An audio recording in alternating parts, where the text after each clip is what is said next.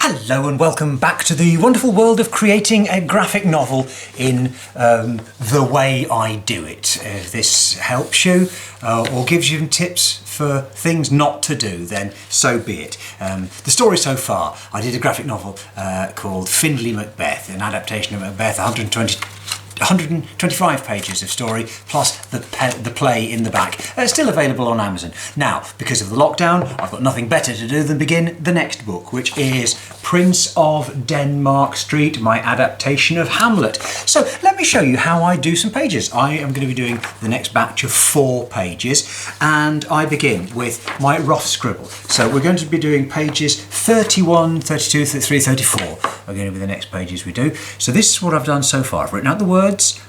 All of the script has been typed into voice bubbles, which are laid out on the TIFF pages, and then on these A5 printouts I've roughed out the pages so we get the live, quickly drawn versions of the story looking lively. Now what I need to do is take these, and down here on the laptop, look, there's a laptop here lurking just out of shot, down here on the laptop I'm going to take the A5 pages and I'm going to print them out as A4.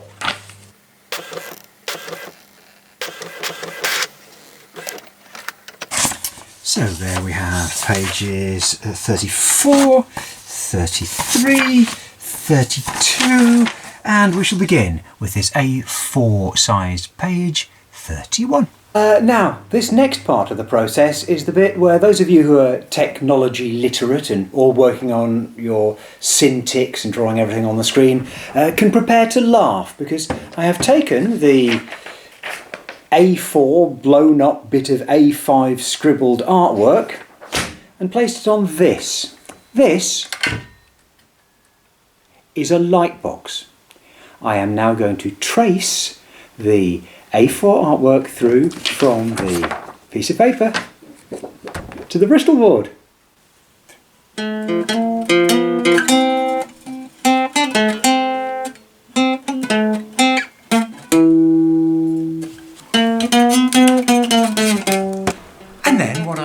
I take the A4 page with my tracing through it and my HB pencil, and I turn these rough outlines into nice detailed outlines. Do you know the hardest part of this? The hardest part of this is getting the camera position so that you can see what the hell I'm drawing. I tried this with the previous page, and I had the camera up over my left shoulder and ended up with a photograph for about, I don't know, 10-15 minutes of the back of my head. Quite honestly, I have no idea how people do it. Anyway, let's see what you can see. Hey. Oh, you're also missing the fun of whatever it is I'm listening to through the headphones, which today is No Such Thing as a Fish, one of my favourite podcasts.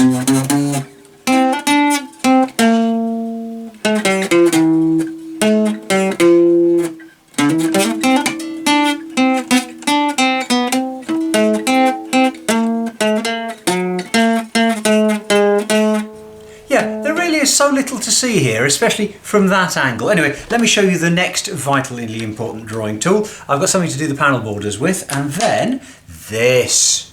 Look at that. That's a Tombow Fudnarsaki pen.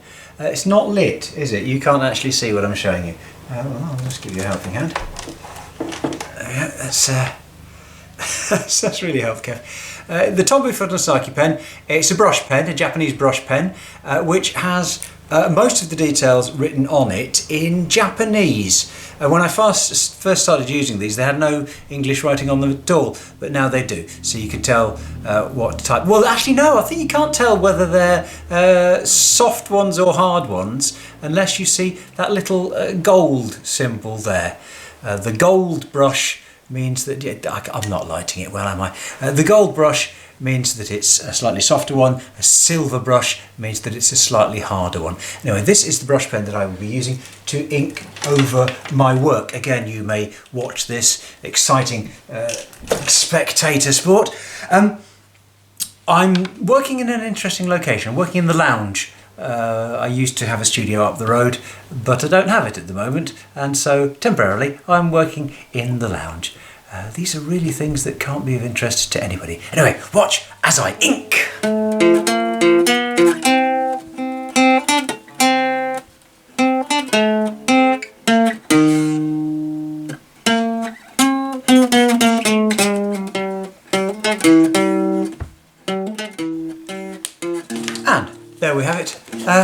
finished page. It'll probably be more edifying if I rub out the pencils and show you the scan. Oh yeah. Using this method, you then have to rub out the pencils.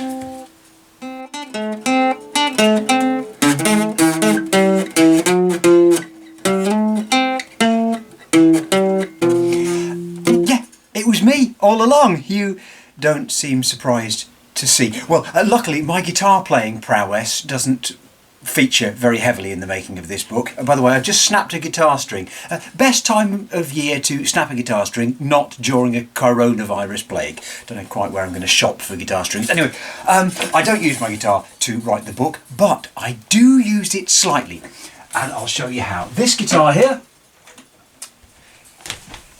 was used just yesterday to draw a page. Now, what you can see here is my original rough cartoony visual of page 62 of Prince of Denmark Street, and it looks okay. My characters come out with quite a cartoony flourish, but I wanted them to look realistic, and so I transformed it into this. How did I transform it into this? Well, I transformed it into this with the use of this Gibson SG and me posing. Yes, I posed for this photo here so that I could be Horatio, the lead guitarist, and I posed for this photo here so that I could be Guildenstern, the bass guitarist. I do occasionally do this, posing for poses just to give them a little bit of extra verisimilitude. There you go, there's some inside tricks of the trade for you.